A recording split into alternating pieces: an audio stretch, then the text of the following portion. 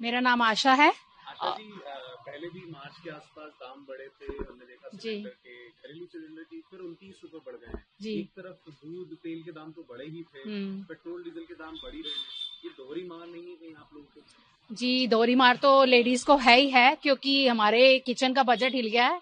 हम जो मतलब कि पहले खुले दिल से काम करते थे, बजट में राशनिंग करते थे, उसमें हमारे को बहुत टाइट हो गया अब मामला। जेंट्स से भी कितना ही मांगे, कि जेंट्स भी कहते हैं कि आप इसी में ही गुजारा करिए, हम इसका क्या कर सकते हैं। बट इसका कोई सोल्यूशन होना चाहिए।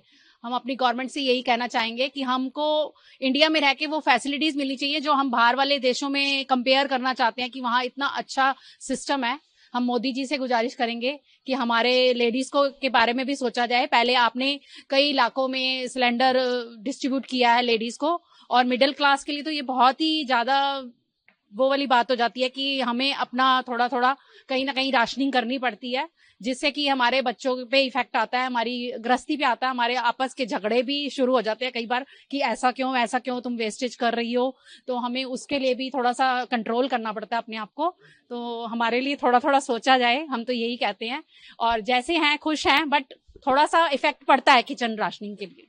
मेरा नाम ज्योति है। ज्योति जी, आपके घर का बजट भी बिगड़ जाता होगा जब दाम बढ़ जाते होंगे, कैसे आप संभालती हैं?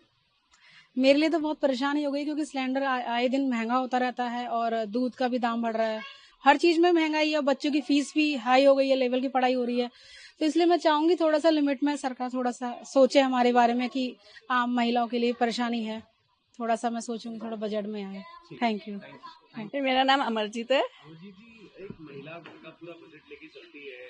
पहले तेल के दूध के दाम बढ़े, अब बिल्कुल सिलेंडर फिर 29 रुपए बढ़ गया है। बिल्कुल। आपके लिए कितना मुश्किल होता है घर को मैनेज करना? मेरे लिए बहुत मुश्किल होता है। एक्चुअली पहले मैं जैसे वर्किंग थी, और अभी मैं लास्ट ईयर 1 साल से रिटायर हुई हूँ। तो जब तक वर्किंग में थे तो इतना सोचती नहीं थी उस तरफ कि भाई मेरे को ये महंगाई लग रही है, कुछ हो रहा है। जब रिटायरमेंट हो गई, इवन मेरे को पेंशन भी मिल रही है, लेकिन फिर भी वो बजट से हमारे जो है ऊपर है।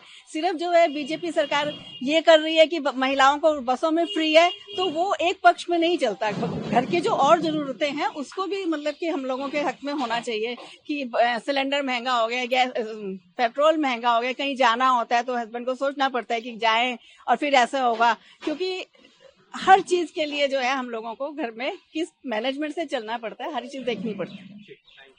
प्रभातखबर.com, विश्वास वही, रफ्तार नहीं।